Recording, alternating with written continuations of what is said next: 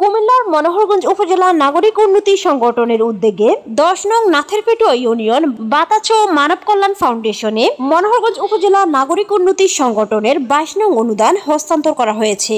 গতকাল বিকেলে বাতাচো নুরানি মাদ্রাসায় অনুদান হস্তান্তর ও সম্মাননা স্মারক প্রদান এবং কর্মী সভা অনুষ্ঠিত হয়। বাতাচো মানব কল্যাণ ফাউন্ডেশনের প্রতিষ্ঠাতা ও সভাপতি শরীফুল ইসলাম স্বপনের সভাপতিত্বে অনুষ্ঠানে প্রধান অতিথি হিসেবে উপস্থিত ছিলেন মনোহরগঞ্জ উপজেলা নাগরিক উন্নতি সংগঠনের আহ্বায়ক ওমর রুবেল।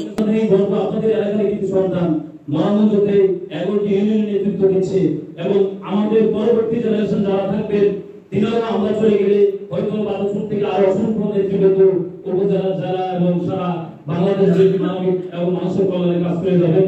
আমি সকলের সুস্বাস্থ্য দীর্ঘায়ু কামনা করি এবং আমি এখানে এসে আসলে আনন্দিত এবং আমার সংগঠনের পক্ষ থেকে আন্তরিক কৃতজ্ঞতা জ্ঞাপন করে আমার আলোচনা সভা আমি এখানে শেষ করলাম। জয় হোক মানবতার, জয় হোক দুটি সংগঠন। দুই সংগঠন নিয়েই ইনশাআল্লাহ আমরা ঐক্যবদ্ধভাবে মহানন্দ কাজ করে যাব সে আশা প্রত্যাশা রেখে আমার আলোচনা এবং বক্তব্য এখানে শেষ করলাম। আসসালামু আলাইকুম ওয়া রাহমাতুল্লাহি ওয়া বারাকাতুহু। এই মানুষগুলো আমি অনেক দিন পরে পাইছি এই সংগঠনের মাধ্যমে। আপনাদের সামনে যে কথা বলতে পারতেছি এই বাতাসো মানব কল্যাণ ফাউন্ডেশনের মাধ্যমে। সকলকে আমি আমার পক্ষ থেকে আজকে এখানে উপস্থিত হওয়ার জন্য অনেক অনেক ধন্যবাদ এবং আসলে আন্তরিকভাবে কৃতজ্ঞ। আর আপনারা যারা উপস্থিত আছেন সবাই আমাকে চিনেন, আমি একজন আপনাদেরই সন্তান, আপনাদেরই গ্রামের সন্তান। আমার বাবা জনাব মাওলানা মৌলভী সাইদুল হক সাহেব, আমি ওনার সন্তান। আমার নাম শরীফুল ইসলাম স্বপন, আমিও প্রবাসী, সৌদি আরবে থাকি। দীর্ঘদিন ধরে আপনাদের কারোর সাথে দেখা হয়নি, কথা হয়নি, তো সেই জন্য আমার পরিচয় দিলাম। সবাই আমাদের জন্য দোয়া করবেন। আর বাতাসো মানব কল্যাণ ফাউন্ডেশন এটা আমার বা আমাদের না, এটা আমাদের পুরো বাতাসো গ্রামের। বিশেষ অতিথি হিসেবে উপস্থিত ছিলেন নিজামুদ্দিন নয়ন, সদস্য সচিব মনোহরগঞ্জ উপজেলা নাগরিক উন্নতি সংগঠন, আহ্বায়ক সদস্য মাসুদ সরকার, ইকবাল আজাদ সহ বাতাচো মানব কল্যাণ ফাউন্ডেশনের অন্যান্য নেতৃবৃন্দ।